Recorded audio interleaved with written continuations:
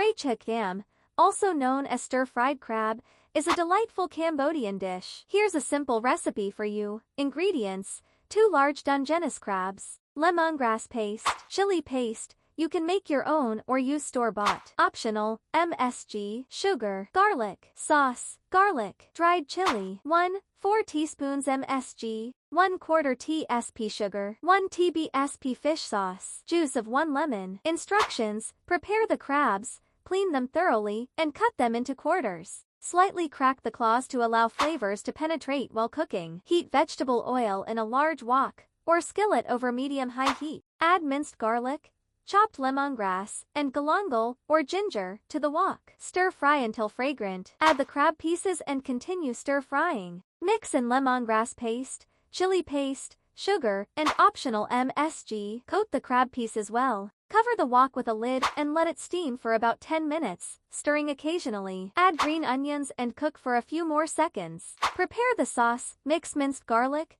dried chili, MSG, sugar, lemon juice, and fish sauce. Serve the crab with the flavorful sauce. Enjoy your delicious Trey Chha Kdam. If you'd like to see a video tutorial, check out this recipe by Mom's Cambodian Recipes.